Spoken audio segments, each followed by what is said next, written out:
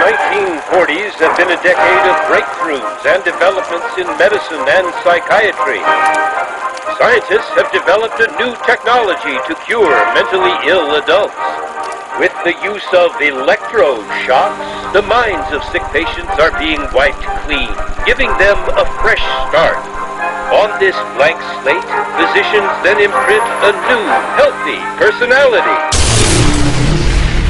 Remaking people, shocking them into obedience. This is a story about that powerful idea.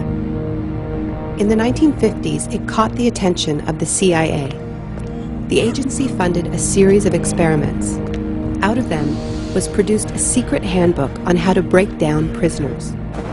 The key was using shock to reduce adults to a childlike state.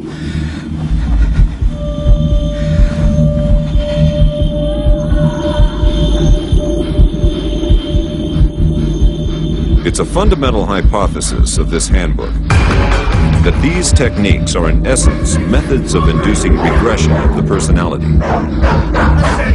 There is an interval, which may be extremely brief, of suspended animation, a kind of psychological shock or paralysis. Experienced interrogators recognize this effect when it appears, and know that at this moment the source is far more open to suggestion, far likelier to comply than he was just before he experienced the shock.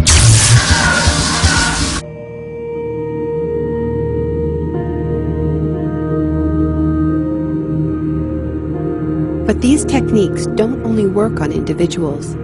They can work on whole societies. A collective trauma, a war, a coup, a natural disaster, a terrorist attack puts us all into a state of shock. And in the aftermath, like the prisoner in the interrogation chamber, we too become childlike, more inclined to follow leaders who claim to protect us. One person who understood this phenomenon early on was the most famous economist of our era, Milton Friedman. Friedman believed in a radical vision of society in which profit and the market drive every aspect of life, from schools to healthcare, even the army. He called for abolishing all trade protections, deregulating all prices, and eviscerating government services. These ideas have always been tremendously unpopular, and understandably so. They cause waves of unemployment, send prices soaring, and make life more precarious for millions. Unable to advance their agenda democratically, Friedman and his disciples were drawn to the power of shock. The subject should be rudely awakened and immediately blindfolded and handcuffed. When arrested at this time, most subjects experience intense feelings of shock, insecurity, and psychological stress. The idea is to prevent the subject from relaxing and recovering from shock.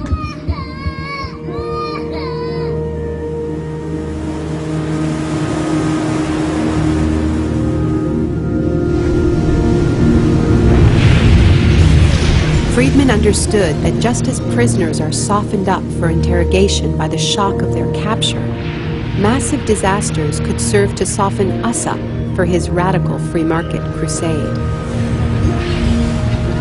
He advised politicians that immediately after a crisis, they should push through all the painful policies at once before people could regain their footing. He called this method economic shock treatment.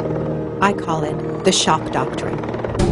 Take a second look at the iconic events of our era, and behind many, you will find its logic at work. This is the secret history of the free market. It wasn't born in freedom and democracy. It was born in shock.